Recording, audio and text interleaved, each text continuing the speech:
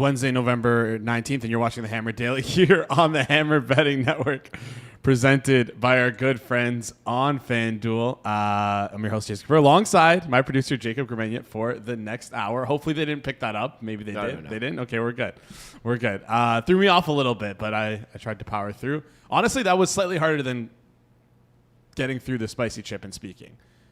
Yeah, sorry. We just had the YouTube volume playing in the background there, but no, nobody picked it up except for you and me. Yeah, I think I have okay. I was just don't worry about it. When things go on in my ears, I kind of lose. I feel like I'm disoriented. I don't know. No one heard that, but yeah. Anyways, great show for us today. Great show for you guys today. Before we get anything, smash the like button. Goes a long way here on the channel. If you're new to the channel as well, hit that subscribe button. If you press that subscribe button, something secret will happen. So if you haven't done it before, you might want to do it right now. We got Mr. Peanutbettor coming up first. A lot to talk about. We're not going to bring him on just yet, so Mike, you can chill out a bit in the background. Then we got Pips coming on, talking NBA player props. Clive coming on, NFL team totals. You guys asked for it. You guys are going to get it. We're going to try and get you those earlier in the week. He was 2 for 1 on his team totals that were still available at the time. I mean, we did it a little bit later on in the week, so it was a little bit harder to get all of the team totals that he liked out there. But 2-1. Lost on the Jags, took under 23.5, and they hit that. Yeah, they got that. No, they didn't get that. They got the over Jags. Yeah, I know. That's what I'm saying. Yeah, they smoked it, but it was just a bad game overall from the Chargers. That stuff happens. Sorry, Jeff. Yeah. And then what else? What else do we talk about? Oh yeah, Pips for our first 0-2 day. 0-1, only one prop, and then 0-1 on the SGP. Look at me touting high, hey Pips, you're doing so He's been doing great on these NBA props, but I'm like, hey, why don't you do alts, things of that nature? And then I curse it, of course, and none of them hit for Jaime Jaquez, where we were looking maybe, I think it was 15 plus points, 6 plus assists, 6 plus rebounds. I'm like, you know what? Let's also maybe sprinkle on a triple double there. Nope. Didn't work out. Anyways, that's part of the game. Pips will be on later today, talk about that stuff, like I mentioned. But with Mr. Peanutbettor. Oh, Mr. Peanutbettor, a.k.a. Mike. You know him on Circle Back. We had a head-to-head. Going into this weekend, and he told me he's never felt more confident in a bet because I was on the opposite side. It was Georgia versus Texas. Mike, you were on the over. Gave you the flat 48 as well. And I was on the under. Come out a winner. I come out a winner. So, word to the wise, be careful fading me. Because you might end up like Mike. Great movie. Before we bring on Mike, just quickly remind you guys, every Tuesdays and Thursdays, tomorrow in particular, we're going to have So Money. We're going to have Moretto on. We're going to talk Maybe hockey. Albert one day. It'll be a dream of ours to have. I feel like Mr. Peanutbettor, a.k.a. Mike, will probably join before Albert joins again. And I don't think he knows anything about hockey. But maybe Neither does Albert, one could say. Oh, man. Yeah, anyways, Tuesday, Thursday, 1 p.m. Eastern, live here on the Hammer Daily. To close out the show, we go for 30, 40 minutes, depending on how much fun we're having on the show. Talk all the games on the slate. So Money will give out some futures. What did he give out last week? He gave out, or yesterday? Oh, man. Was it OKC over OKC 74.5 wins? To break the record on wins. 74 plus. 74 plus wins, I think. Yes. Yeah. I know. 12-1. I know Mike in the background is nodding his head saying he likes it, or maybe shaking his head he doesn't like it. Oh, he likes it. He likes it at 12-1. All right. Let's bring him up then, Mr. Peanutbettor. Mike, you know him from Circle Back. He's a college football enjoyer, college football bettor, not an NFL enjoyer. TBD on the hockey. Mike, how's it going? Good. Don't know anything not about the that. mute. He muted himself. Oh, no, I didn't mute myself. We'll get this sorted out in just a second. He was melding something, pointing somewhere. That's all right. That stuff happens. A lot to talk about in college football today. Week 13, college football. Quick preview. Playoff rankings released yesterday. We'll see. Listen, my USC crawls week after week after week, crawling up those playoff rankings. Still not getting enough love that they deserve. They will get the love this week, though. Fuck the Ducks. USC at Oregon. Should be a fun game. We'll talk a little bit about that. We're going to get into how many teams should be in the playoffs. Is 12 the right number? Should there be more? Should there be less? who we think might get the buys, how many Big 12 teams are going to get in. A lot of questions going on here. Also, of course, the games this week. Not too many fun ones. ACC is an absolute mess. That'll be a fun one to discuss. Other than those ACC games, aforementioned USC Oregon, that's really the only game that's going to be fun on this board. And then, as he always does, he has some Heisman takes. And if you follow him on Twitter, you probably know what those are going to be. Let's see if... Try him again. Oh, Mr. Peanutbettor, can you hear us? I can hear you. Yeah. Okay. Can you hear me? we can hear him. Okay. All right. All good. That stuff happens. It was on our end. Yeah, that's all right. He's trying to silence me, I think, after Jason gets terrible CLV on his bet. It looks like garbage all game, and then Texas can't punch the ball in the end zone at the end there. Part of the handicap, brother. Part of the handicap. Got to know Texas's ass. Arch Manning ain't it. No, you know that. But, hey, you know what? You're probably on the right side, but I was on the side that won, and I guess that's all that really matters in the end, right? That's the right side, actually, the side that wins. There you go. Moving forward, that will help you in your betting journey. Just pick winners. It's as easy as that. Pick winners. It's as easy as that. All right. Let's get into things here with the playoff rankings. Poll was released yesterday night. Let's start with who you think is going to be getting the buys here for the playoff rankings. You think it's as is right now? The top 4 are going to get those buys, or do you think that we're going to see some shuffling? I haven't really looked ahead at the schedule for these top 6, top 12, top 8 teams that are going to kind of make the playoffs. I've been more so looking at the conference champions, trying to see if I can pick a interesting path, take some like big long shots on some teams. So I haven't really been looking at the top. So I'm going to need you to guide me through this. Sure. So what I find interesting is right now the top 4 teams are all Big Ten and SEC teams. More than likely, these teams are going to face one another in the SEC and Big Ten championship. The SEC is a little bit confusing because Alabama still has a decent chance to make the SEC title game, so it's unclear if one of them will lose. What I think is interesting is, will Texas Tech, if they win the Big 12 title game, will they jump, say, in Indiana if they lose to Ohio State? So far, the committee has been very reluctant to punish a team for losing in the conference championship game. So they don't want to punish Indiana for being a team that's made it to the Big Ten championship game. They face a number 1 team, they lose, and all of a sudden they drop down rankings. That doesn't seem very fair. On the other end, Texas Tech is going to get another quality win, whether it's BYU or whether it's Texas or Utah.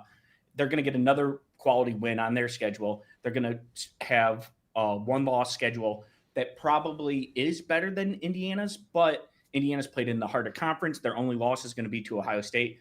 To me, it's going to be really interesting to see, does the committee, punish Indiana by moving them down 2 spots if they lose, or if it's Ohio State, move Ohio State all the way from 1 down to 5 and don't give them that bye week. It will be pretty interesting to see kind of how they deal with that situation. And that's probably what I am most kind of looking for the committee, from clues from them, how they want to handle that situation moving forward.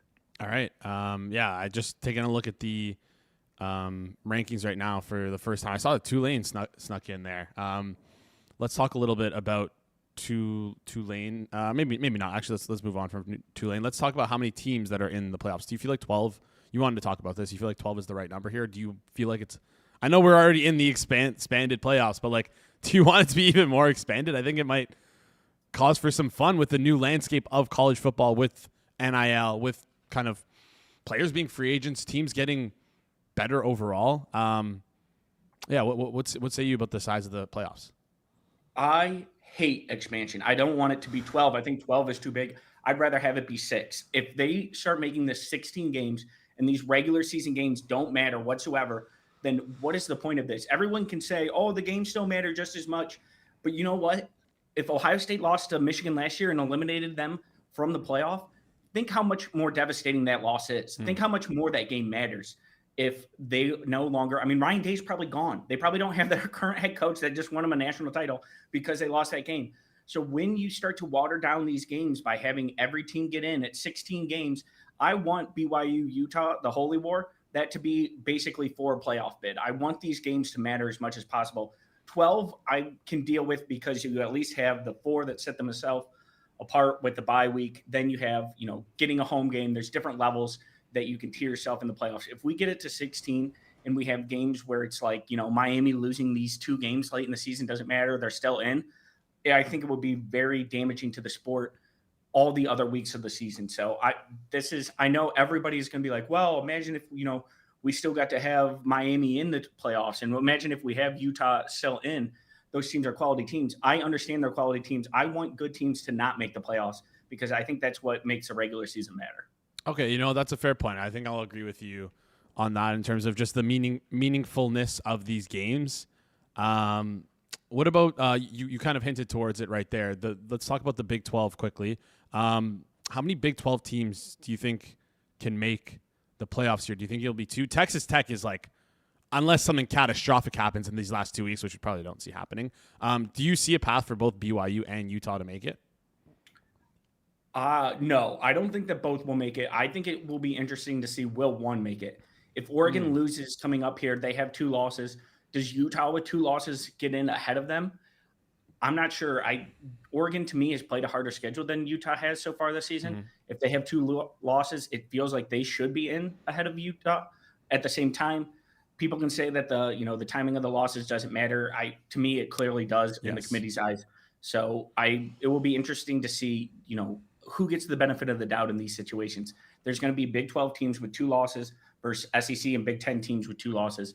Who gets in, in those situations? Right now, it appears that they're giving the Big 12 a little bit more kind of credence than you would have expected just based on going into the season. But, when push comes to shove, it will be interesting to me to see, will BYU get the nod over a 2-loss SEC team? Mm-hmm. It seemed pretty unlikely at the start of the season, but looking at the rankings now, it seems like it's probably going to happen. All right. Seems like that will happen. Let's move over and talk that 12 spot. There's a lot of talk about one of these two of these group of 5 teams potentially making it, or no ACC team making it. I think we're past that point now. I think we think the ACC conference championship winner will probably make it in, and it has a chance of being Miami too with the way things might shake out this week. Tulane right now is in that 12 spot. South Florida, upset of the city, upset of the week last week. Navy beating South Florida. It seems like their hopes and dreams for playoffs are dead. It seems like it could be between one of these AAC teams and maybe JMU. Who do you see grabbing that final spot in the playoffs? Right. If it's Tulane, it appears pretty clear based on the rankings that Tulane is going to get in over James Madison. What happens if it's East Carolina? If it's some of the other teams in the American, I'm not sure who gets in. With the committee ranking them just a top 25, we don't know where East Carolina is in comparison to James Madison right now. So really, the committee can do whatever they want with these final rankings and put in who they want. So I don't know who they're going to put in. Whether it comes down, if Tulane gets in, like we said, they went out, they're in. I think there's a decent chance that they don't win out, however, and it's going to be something like North Texas versus James Madison. James Madison doesn't have the quality win that North Texas has, but they also have 1 less loss. So it will be interesting to see what the committee does with it. It would be helpful if we got rankings beyond 25. If they ranked the group of 5 ahead of time, maybe gave us the top 5, group of 5 schools. I don't think they're ever going to do that. So I don't know who gets in right now. My lean would be, if it's not Tulane, it would be James Madison. But there's some smart people on the other side who think it's pretty much the American champion or bust. Okay, interesting. So if you had to pick a team to get in for pure enjoyment perspective, whether it be just a fun team to watch, puts up a lot of points, or a team that might be live to upset one of these higher seeded teams, who would you pick? If I'm going to go with who I think's live to upset a team, probably North Texas. They play more of a weirder, more wide open air raid system. If a team's not prepared for that on any week, they probably have the best chance to win. James Madison also would be interesting because they just play such an ugly style that they can kind of try to drag you into the mud, especially if it's in a cold northern city and they're just running that option that they do they rotate quarterbacks in randomly. I think that neither one of them really have a chance, to be honest, but I would like to see North Texas in a wide open system. At least there could be some points on the board. And I have some North Texas tickets, so that's why I would like them to make it. All right, North Texas it is. Let's move over and talk the games of the week this week. The game of the week this week, USC. Maybe the game of the year. That's what I've been touting it as. USC at Oregon. Right now, last I checked, the line was at like 10.5 Oregon. Okay, it's come back down to 9.5. I was going to say, at what point is it too far? The 10.5 felt a little too far for me. Since come back on FanDuel here. Total's at 59.5. I want you to break down this game for us here because, we're going to get like USC's been tasked with playing some hard-nosed football over the past couple weeks. Now that they're kind of going to be able to open things up here a little bit more. What makes you this game? What do you have for us here? It seems like you're leaning in a certain direction based off of.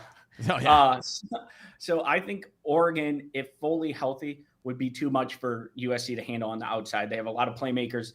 USC kind of struggles in the secondary. I don't think that Oregon, USC with the full strength Oregon has the horses to keep up. They've been banged up there a lot. They've kind of switched to more of a power running game, which I think lines up more with what USC can kind of match on the defensive end. You pair that with USC having what I think is the better quarterback of the two. They have the better weapons on the outside with this at the current state of Oregon. And I think you're kind of right for an upset here, Jason. I think that USC has a shot here. If they can get in a close game late, I certainly think that USC has the pass game that if it's, within one score late, that they can kind of be relied upon to move down the field a little bit quicker. So I don't necessarily think that USC is out of this game by any means. It's really the only big game that we have this weekend. So it's a chance for Lincoln Riley not only to get a win for this season and all that will do, but it's really kind of a momentum building win for the franchise. Real statement win there. I just want to quickly go back and take a look at the last three USC games. USC against Iowa, 0 points allowed in the second quarter. USC against second quarter. We're doing second half. Second half. Second half. Thank you for correcting me because that would have been crazy. Northwestern, USC, 3 points in the second half. Nebraska, USC, 3 points in the second half. And then Michigan, USC, 6 points in the second half. This is a second half defense. This is a second half team. Hold on. Okay. We're gonna go with Iowa, Northwestern, Michigan. They don't have a guy on any of those rosters that runs a sub 4.5. What are we doing here? I mean, none of those wide receivers can get open. None of those guys aren't as good as Oregon's fifth string wide receivers. I know Oregon's banged up. I understand. I said that, but at some level, we have to talk about a passing game that actually can do something. Preston Stone is the best quarterback of those. Maybe Bryce Underwood actually is. I'm sorry about that. Bryce Underwood throwing to a bunch of tight ends isn't quite the same as Oregon, even in their current injury depleted state. Listen, I'll let you believe what you want to believe, that this defense can be stingy. And if this Oregon team does feed into the run game, and like that just seems like I don't want to say like a losing proposition, but like that's USC's best path to win this game. Best weapons in the country, in my opinion. Best wide receiver duo in the country. Yeah, should be a fun game. No, who? Ohio State. No. Cardinal Tate, Jeremiah Smith. Lemon is better than Tate, like without a doubt. Okay, that's fine. And Jeremiah Smith's the best wide receiver there is in the country. We'll see. All right. Put some love on Jacoby Lane's name. Anyways, any other closing thoughts for this USC Oregon game or no? No, I have some USC plus 10.5 from look-aheads early in the year, so I'm with you, Jason. All right. Love it. Happy with that. Let's talk through some ACC games. Mentioned it off the top of the show here.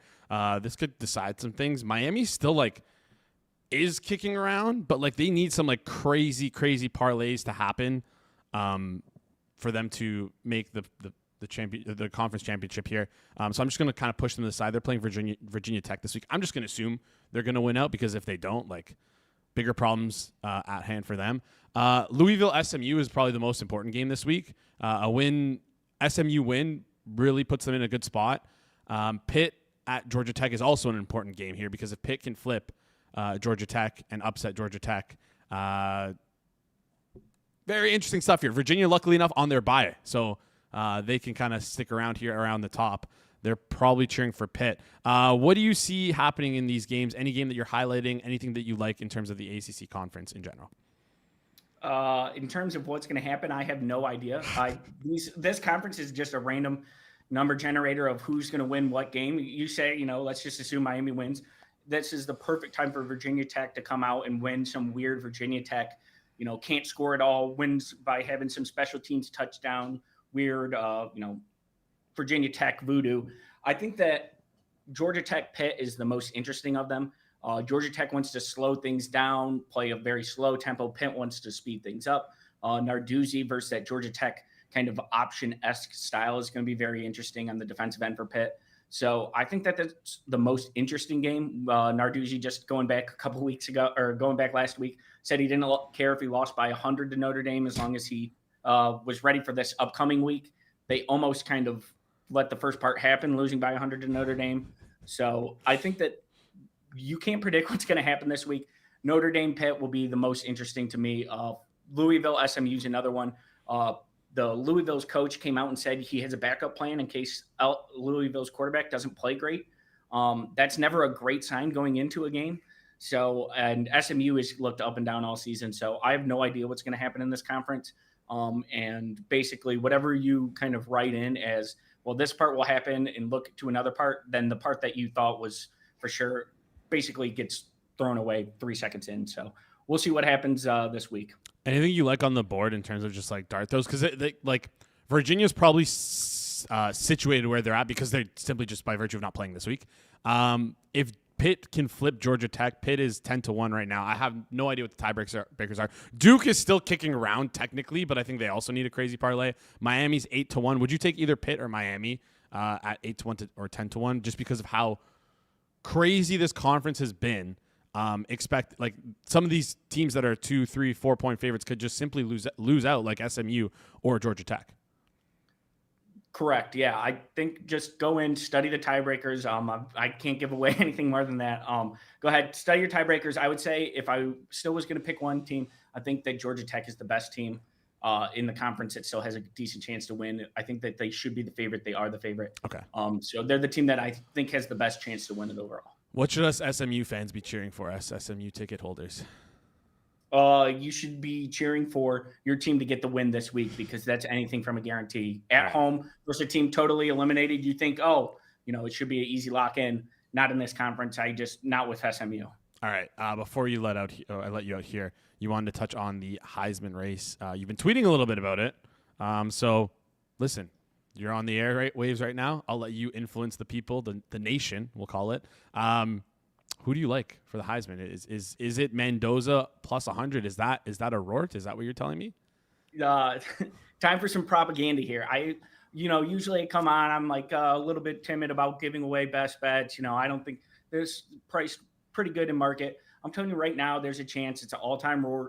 Julian Sayin to win the Heisman. He should be the favorite right now. You're telling me that a bunch of people are going to watch Julian Sayin, who's going to be a touchdown favorite against Indiana. So if Ohio State is minus 200 versus Indiana, you're saying that for Mendoza to be the favorite, there has to be a very good chance that he loses that game head-to-head versus Julian Sayin, and then a bunch of people watch him lose that game and then go vote for him to win the Heisman.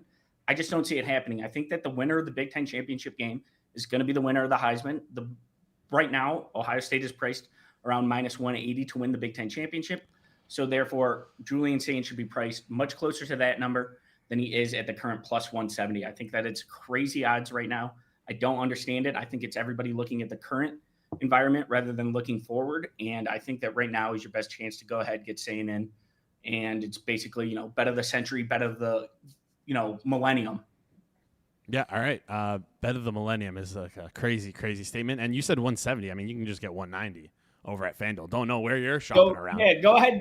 Don't take plus 170. I would recommend taking the plus 190. It's another $20 that you'll get once you eventually bet this. Exactly. I will say, though, that I'm supposed to get you out here, but how often from my understanding, a bunch of people who do vote on the Heisman end up doing it before the conference championship games. Does that worry you at all? Number one. Number two, I just want to say I agree with you with the Julian Sayin stuff.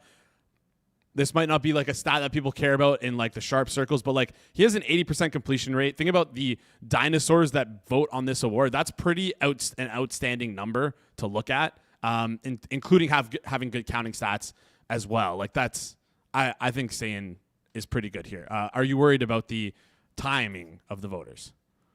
Yes, I am worried that a bunch of voters are basically going to vote before the last game, which is just an absurd statement in itself, that's something you have to handicap in, that people won't even care to watch the last game before they put their vote in.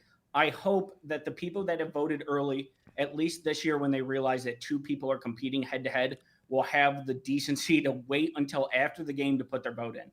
So do I think that that's a concern? Sadly, yes. Do I think it's a concern enough to keep me off the vote? No. Okay. All right. Saying plus 190 over at FanDuel. Mike, appreciate you. We'll chat soon. And no head-to-head this week unless you want to go head-to-head on like USC, Oregon. But you like USC, so we can't really do that. Yeah, we'll come up with one for next week. All right. Sounds good. Appreciate you. See you, Mike. See ya. Awesome stuff there from Mike. And catch him on Circles Off on Friday. Circle back. They'll be talking about some stuff. He's usually right on that show. So he's pretty good. You're going to want to go listen to him there. Before we bring on Pips, though, quickly got to breeze through this ad read from our friends over at FanDuel. Hockey's back, and FanDuel is giving you a shot at boosted winnings when you make a bet on all the action on the rink, because right now all customers have a chance to score big with a profit boost. Just make your pick, apply the boost, and if it hits, you'll get extra winnings at no extra cost. And with FanDuel, you can bet on the goal scores, assists, points, saves, and so much more. Plus, you'll get paid your winnings instantly. Ready to play your game? Just visit FanDuel.com/forward progress to get in on the action. That's FanDuel.com/forward progress to claim your profit boost token. You can score big on your next hockey bet with FanDuel, an official partner of the NFL. Please play responsibly. Must be 21 plus and present in select states. For Kansas and affiliation of Kansas Star Casino. 19 plus and physically located in Ontario. 18 plus and present in DC, Kentucky, or Wyoming. Opt-in required. Bonus issued as non-withdrawable profit boost tokens. Restrictions apply, including any token expiration and max wager amount. See terms at sportsbook.fanduel.com. Gambling problem? Call 1-800-GAMBLER. Visit rghelp.com. Call 1-888-789-7777 or visit ccpg.org/Chat in Connecticut. Or visit mdgamblinghelp.org in Maryland. Hope is here. Visit gamblinghelplinema.org or call 1-800-327-5050 for 24/7 support in Massachusetts or call 1-877-8-HOPE-NY or text HOPE-NY in New York. Call Connex Ontario at 1-866-531-2600 or visit connexontario.ca. All right. We got a heartbreaker on Monday. It happens. It happens. That's what happens when we bet. You know him, you love him. One's in the chat for Pips. NBA props. He's an NBA props originator. He's co-founder of Props Madness. He's late in the office again today, doing us a huge favor. Pips, we appreciate you for doing this. Pips, how's it going? Hey guys, great. Actually, not that great. Huge slate. I don't have much. Oh no. Kind of confused. Don't know what's going on. Line's looking pretty sharp today. Mm-hmm. Could be just one of those days, but I'll have something. So Okay. no worries on that part. So ready to roll. Yeah. Also, not wearing it, but The Godfather shirt? Let's go. Where can I get one? I need to get one of these. yeah, need to find it if it's still available. But yeah, we'll get you a link if it's possible. Yeah. Though it's Croatian, so I don't know if if it's shipping worldwide, but we'll see. Trust me, I'll do whatever it takes to figure out. I'll even hop onto a flight I'll do some investigating. Yeah, I'll hop onto a flight to Croatia. If I can, thrift it. I can, I will get it for myself and then ship it to you. Oh, incredible! You're the man. We appreciate that. We appreciate that. I'll keep my nose to the ground too. Check on like whatever on some like resale sites to see if they have it there. Anyways, we got to talk about got kind of screwed last Monday a little bit here on Landry Shamet. He had 1-3, but he attempted 7. We had the over 2.5. So Actually, he made a corner 3, and they changed it like 10 minutes after. Foot on the line. So it was actually like 2 from 8, but like 1 from 7. Obviously, just on the part of Ari, like 8 attempts from 3 should be enough to make it this very much profitable. Didn't happen. Had an off game. Will probably kill tonight. That's how it goes. Yeah. That's all right. Just wanted to recap that. And then also the SGP is like, listen, I come on here. I'm like, Pips, you're doing great. Some of these guys, they just always smash through their totals. Like, should we bet some alts on this maybe? And then no, I just completely curse you. Jaime Jaquez, the SGP, it was 15 plus points, 6 plus rebounds, 6 plus assists. Didn't have the best game, but that happens. How do you go against from 9 rebounds to 1 rebound against the same team in the span of 2 days is mind-blowing, but okay. That's happened. Sometimes that's how it works. I guarantee you he's going to be hitting and somehow luck his way into a triple-double next game, which he's playing tonight, which we're probably not going to bet on. But you know what? Again, that's the way it goes. Let's quickly breeze through. If you have any picks for today, I want to let you get through them now before anything moves. So, yeah, go ahead. Yeah, I'll first, and then we'll see. But first bet is Zion Williamson over. I'll show you. So let me just, So need to zoom in. Forgot. Sorry, guys. No, you're good. We'll get there. Okay, we now have it. Zion Williamson over 3.5 assists, -132 on FanDuel. Playing this up to -140 is kind of cool. So Zion, team is full with injuries. Jordan Poole is out. They don't have much. Last season, they have DeJounte, they have Ingram. DeJounte hurt, Ingram moved. So he will have plenty of ball handling opportunities. So far this season, through 5 games, he averaging 4.6. The lowest assist game was against Denver, the team that he's playing today, which kind of maybe some alarms. But in that game, we can see on Props Madness, he had 9 potential assists, only converted on 2. Crazy game. In that game, he closed at 5.5. Now, the same matchup, he is at 3.5. Of course, probably some minute restriction. He was questionable last 3 games. Questionable again. He should play tonight. And yeah, I think he's good for like 24 to 28 minutes when he gets back. Maybe even up to 30. So when we look at the Zion conversion, when he's playing between 22 to 32 minutes, he's averaging 4.8 assists. Or in 28 minutes average, that's how much I expect to play tonight. This all happened with plenty of ball handlers. Now they don't have any, so it will be plenty of Zion on ball reps.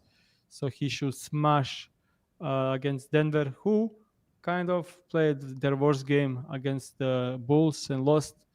Show that they could be vulnerable, and I love this spot for Zion. All right, Zion Williamson over 3.5. 3.5 assists. Points. Assists -132 at FanDuel. Best price in market right now, so you're going to want to go bet that at FanDuel. You're going to want to probably do that right now, and if you're not watching live, you should be watching live. So let's any other props, because I have a question for you. So if you have no other prop that you want to get into, I'm going to kind of field you this. Unfortunately, today I don't have much. I can talk why I don't have much, but maybe later, like, just ask me the question. Okay, yeah, no, I'm just curious because I saw. Listen, I don't know how sharp this guy is or if this guy wins. Twitter account NBA with Kev came up on my For You page. Really don't know much about him, but he just tweeted something that made me think a little bit. He said, biggest thing I've probably noticed this season with NBA is books putting up role player lines up the night before as opposed to either morning of or sometimes within an hour of tip-off, making it a bit tougher for someone who bets only within a half hour of tip. So have had to adjust a few things, but as is the theme this year, majority of bets been good, just finding ways to lose. So he tweeted out a picture just saying, seems like he's a guy who likes to bet pretty much pregame only. Yep. And it seems like he's obviously doesn't have good CLV because it's pregame. But it just hasn't done well on those props. Have you noticed that recently with them posting lines for role players? First of all, I'll say I know Kev. He's a tout. I was in his paid group. He crushed it last season, sharing bets only like 15 minutes before the game starts, which is admirable. Like, that's not easy to do. Yes. And he was crushing on those, like when they add like bench guys 2 hours before the game and then betting them what's left good like 50 minutes to the game. It's been a thing. Even with the people that are getting down for me, like I don't share that early. Usually, I don't share overnight bets with them, and they've been saying like this is the worst year so far with limits, like even with limits and with the limiting with the NBA. And on the other side, the slate opens really early, tiny limits. Bunch of people bet on those limits and sharpens the lines. Before they open up any decent limit. I honestly don't understand why so many people are betting stuff and moving numbers when like someone opens with 50 to low limits. And another thing is a lot of people on the Twitter share overnight stuff it gets sharper. Honestly, like even a week ago on Wednesday, I will have probably 20 plus bets before the show. Today I had like 4. Really starting to find value on the boards, mostly because of these situations. Some weaker role players opening up earlier, getting smashed, and overall other players getting smashed early. Also, so much I would say Unibaited and established the run, like their projections. Usually, if you find a good bet, like years ago, like 2 3 years ago, when they weren't such so like on brand, like when they weren't so popular, like you will find a bet and bet it, and then if it kind of goes under the radar, you can probably get away with it the next game, and then maybe even the next game. Now, if there is a big mismatch, like a big edge, it will show up on projections. Everyone will bet it, and that's gone. So there is that as well. So with like these big projections being mainstream and kind of shaping the market, of course, that's opening new edges when the projections are not on point, which happens, but that's rare. So like maybe like of all of the bets on the board, like maybe you can find like 1% that projections are not like that point on. So that's probably like 5 bets a day. But usually you could find like plenty. And yeah, like the market is shaped the earliest ever, I would say. Yeah. All right. That makes sense. I just stumbled on it for my For You page. Don't know much about Kev, but pretty interesting. Made me think a little bit. Also, was like making me reassess how I like to attack things. Because last year I was kind of betting stuff basically at post, just kind of picking off stale lines, and I find it to be a little harder this year. Just definitely in terms of finding players to bet on. Yeah. So you won't say which book, but I'll say one. So book, so just so clear, like betting at post there, and I will have 30 bets at post, which is I only bet like 10%ers, not like only big. I bet only big stuff, like something that's off more than like 8%, and I could find like, or the big night slate like tonight, I will find like 20 to 30 bets to like fill some top down stuff.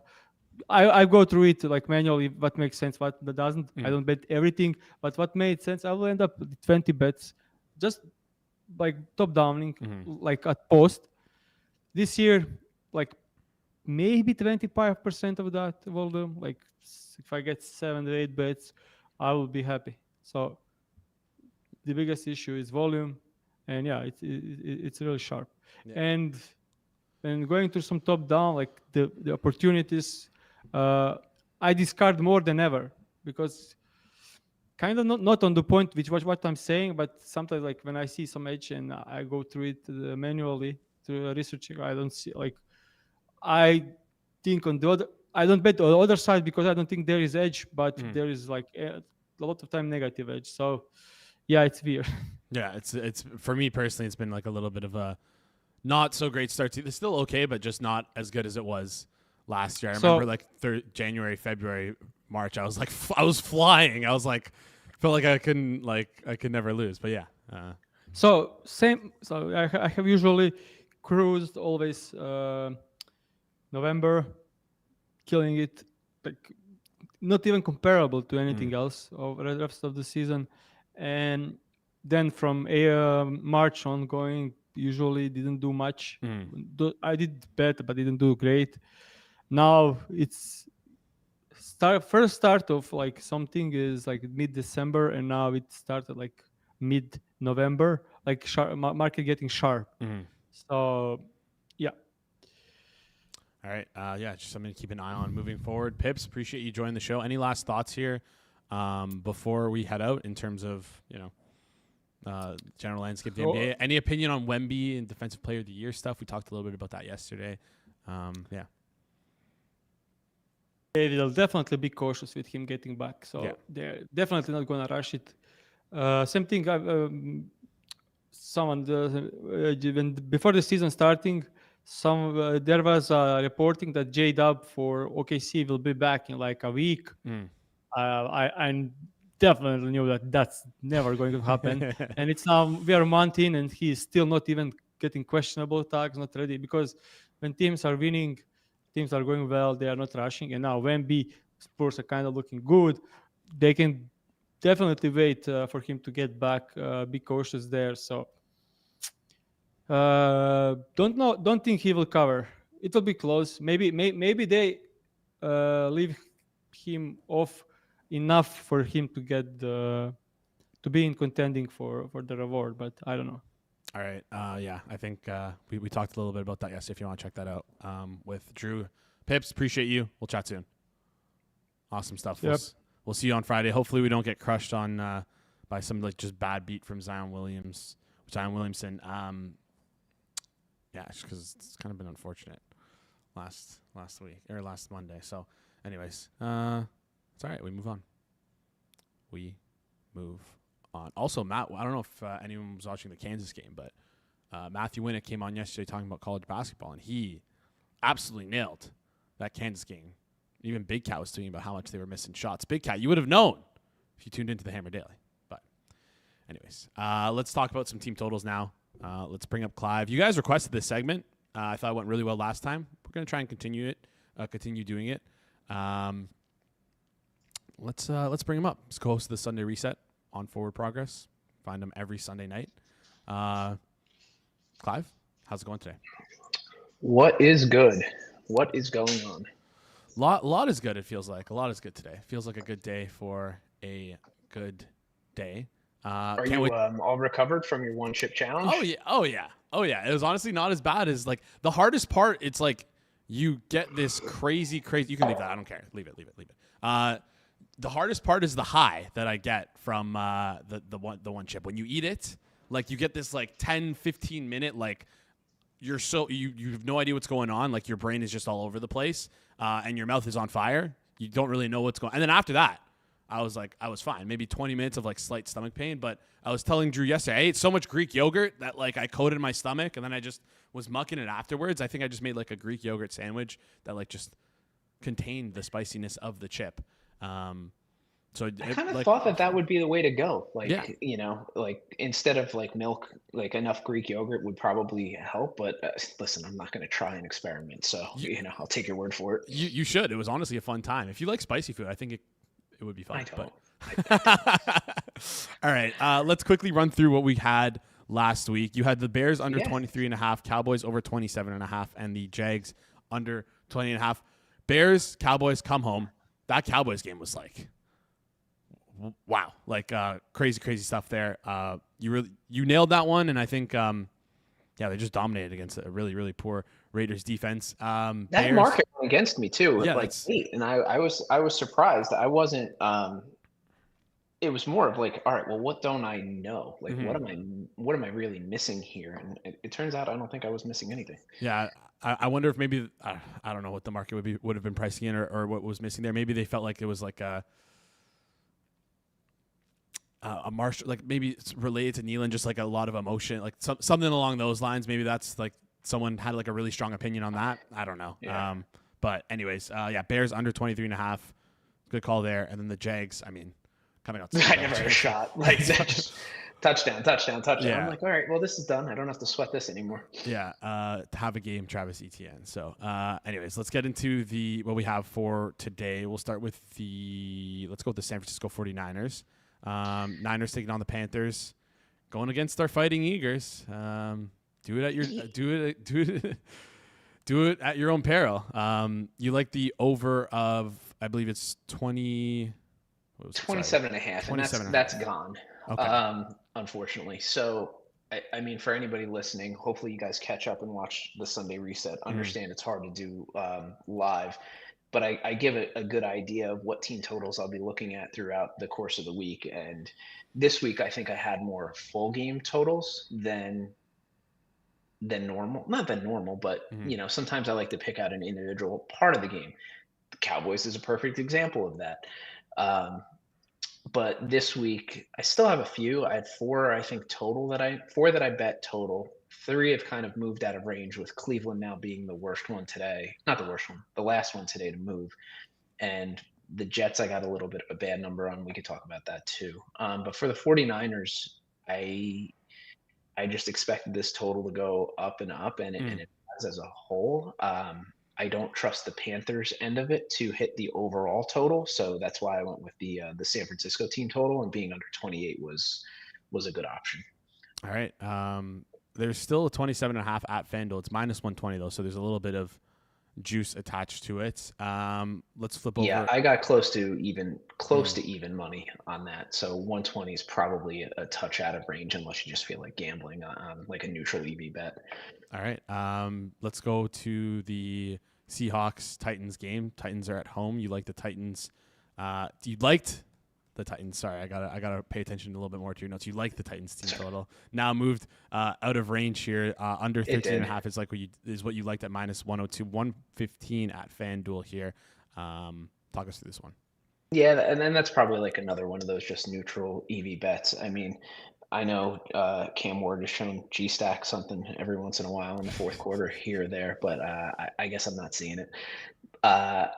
This is just one of the games where I expect a trouncing. When Rob and I talked about this on Sunday, there was a chance of inclement weather too that I thought would give a little bit of upside to that. It doesn't look like that's the case anymore, and it looks like the weather is going to probably be pretty clear on Sunday. Either way, I mean, I still like the number that I have and the team total there. It's just, this is going to be a very, very, very, very rough game, I think, against this defense. Yeah, one of the best defenses in the league. Like, they're absolutely cooking. Absolutely cooking. We love. You can't run against them, and Cam Ward can't throw. And like, where are the points coming from? Like, I don't understand the path forward. Like, and even when you look at a lot of the Titans' points, not a lot of them, but I mean, when they played the Chargers, I think it was a pick six and a punt return.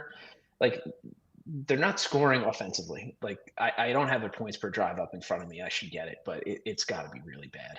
Yeah, they look terrible. They look terrible. But George, I mean, if you take out all the bad throws, Cam Ward has a couple good throws in his bag there. I know. Like, we just look at these good plays. Just look at the highlights that are completely infrequent. I will say though, we were almost very close in Survivor to like getting a Titans upset there over the Texans, which I was like rooting really hard for. so hard for. Yeah, I mean, like their average drive, 1.15 points per drive, worse than the league in offense. Like, it's not good. And I could also see if Seattle does get ahead early from the standpoint of just, running the ball and just bleeding the clock. A negative game state is not in the Titans' favor. All right. Yeah. No. I don't know if they'll ever be in a positive game state. So, yeah. Let's flip over the two that you do like this week. The Jets under 14.5, which was with Fields out. Before Fields was ruled out. Now it's at 15.5. So we've seen a little bit of a bump up in terms of market respecting Tyrod Taylor a little bit more. Yeah. A point more than. Yeah. What do you have here?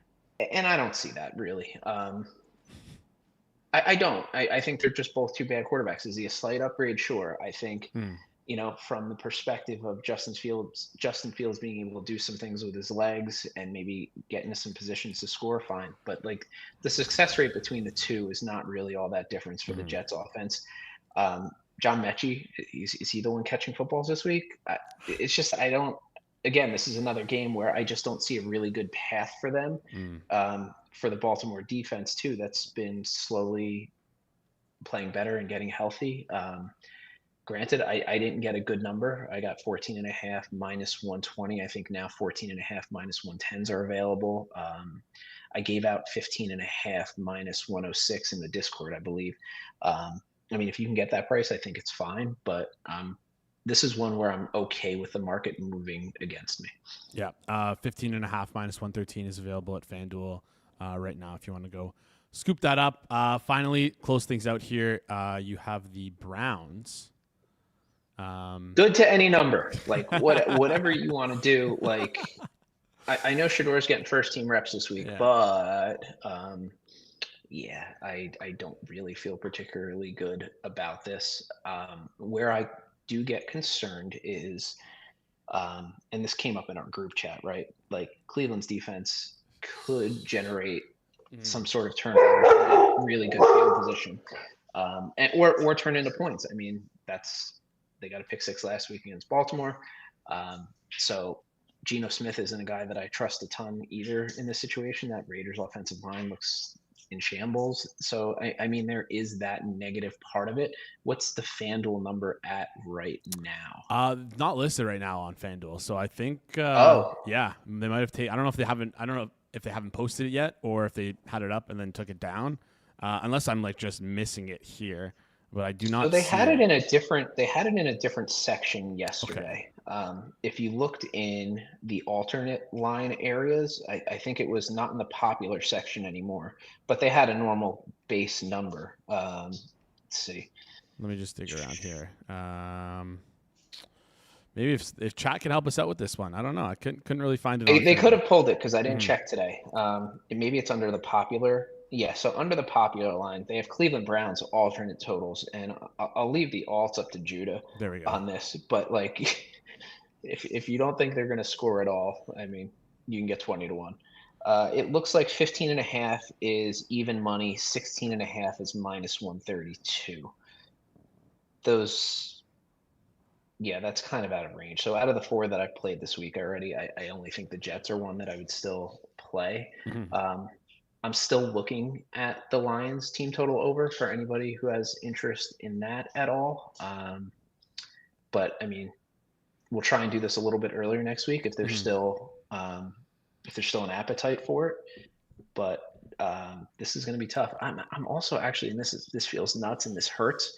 I actually might look at the Saints team total over too. Oh, and it's so painful. I'm not going to lie. That's going to be one that I click and cringe. Yeah, Saints Falcons. Saints coming off of a bye. I don't know. Shuck looked a lot better than what I was calling him out to be coming out of college against the Panthers 2 weeks ago. So yeah, we'll see what happens there. But yeah, a lot of just sticking with this Cleveland Browns though quickly. Like this team total, I feel like you can do, like you mentioned alts, but I feel like you can do some funky stuff in terms of SGPs here with the Browns covering or the Browns winning and them going under their total, because I could just see this game being so low scoring. And I think you can make the case too for a Raiders team total under. I mean, like I'm trying to remember what it looked like it was going to be at when Rob and I were talking on Sunday. I want to say it was 37.5 is what it posted at originally. Yeah, and I was saying that's something to maybe take a look at and look at the under. And now looks like FanDuel's 36.5 minus 118. I mean, it could be ugly. It could be really, really ugly. But Cleveland's defense can be so disruptive. Yep. Like, I've never priced this out before, but no touchdowns is not something that I kind of think that's possible. Yeah, that's what I'm going to be looking for. I'm going to just be trying to do everything across the board in terms of like unders, and I think the Browns covering. I think that's something that's pretty interesting here, just because by virtue of their defense being so strong. Yeah, I feel like there's also side note, Browns don't get enough credit for how well they drafted. People are like hyperfixating on Gabriel and Shadur Sanders, but like they got Mason Graham, Schlesinger, and Judkins, which all kind of like really helped reshape this team's identity.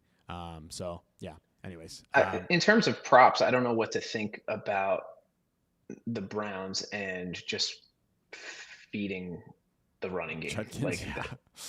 That's another part where I think it could be really, really tough for the Raiders from that standpoint, getting some good field position.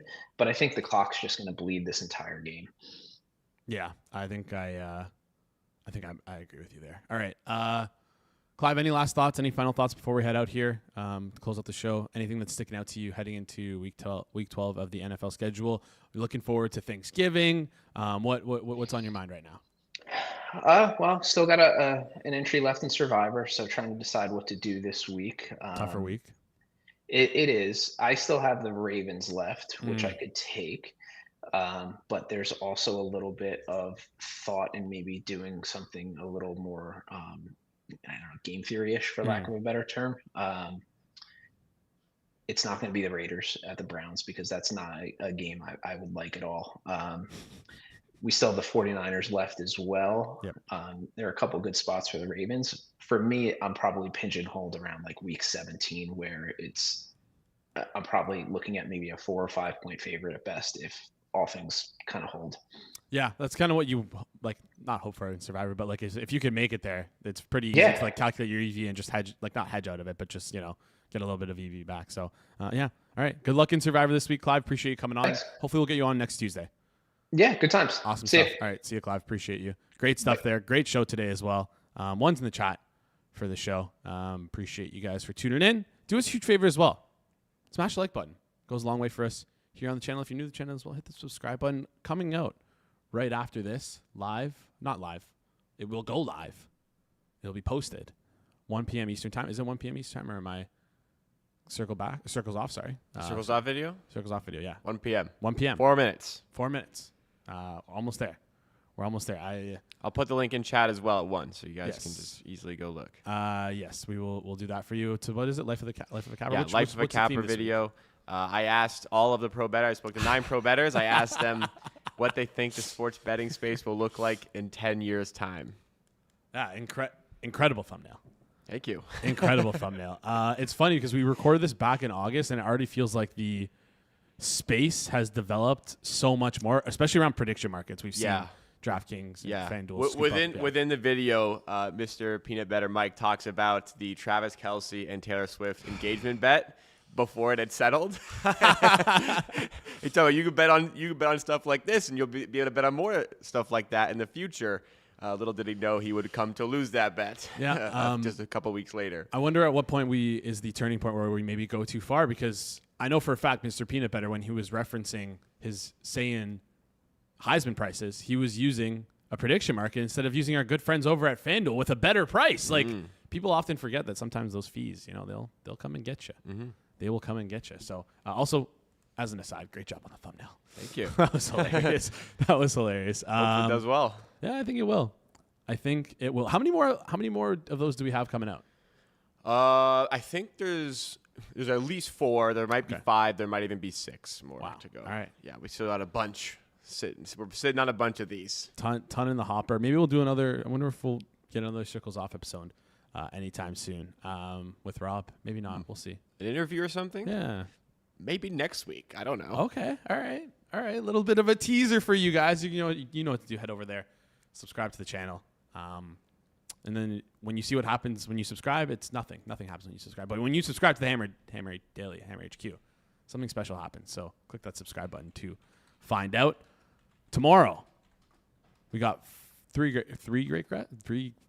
great guests. Wow. Kirk Evans is going to join the show. I'm still gonna ask him about Wemby. We talked about it yesterday with Drew Dinsick. He said he liked a Sir Thompson, one of the Thompson brothers, the one that plays on the Pistons, 40-1. See if maybe Kirk Evans likes something else, something a little different. Yeah, I'd be interested to hear his thoughts on the Rookie of the Year race after another week of updates, because Cooper Flag's still odds on to win, not playing like an odds. But not playing like he's the best. Yeah. Interested to get into that. I hope Josh Giddey's doing well for him as well. Hitman is then going to join the show Thursday Night Football. Bulls have had a bad couple weeks, pal. Sorry, Kirk. Thursday Night Football, though, Hitman's going to come on, break down the entire game for us. We actually have a good Thursday Night Football game. Well, decent one. For Davis Mills is in a quarterback. But is there that much of a difference between Davis Mills and C.J. Stroud? I'm going to say not too much. Not too much. Bills and Texans. Hitman will be breaking it down for us. A lot of questions in there in terms of wide receiver room. Like, what is Keon Coleman going to back? Tyrell Shavers look pretty good. Lots of things to get into, so you're going to want to decipher through those things with us. And then finally, Edric Overtime. So Money, Alex Mardo, breaking down the entire NHL board. Ducks do play tomorrow, but I've decided no Ducks shirt for the week. No Ducks shirt for the week because the USC Trojans play the Oregon Ducks, and I feel like wearing a Ducks jersey is kind of bad juju. So, yeah. Anyways, appreciate you guys joining the show.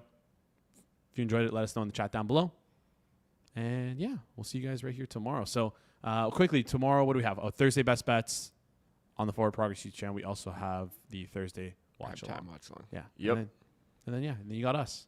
Join us back here for Good another day. Anyways, this has been the Hammer Daily here on the Hammer Betting Network, presented by our good friends at FanDuel. We will see you guys right here tomorrow.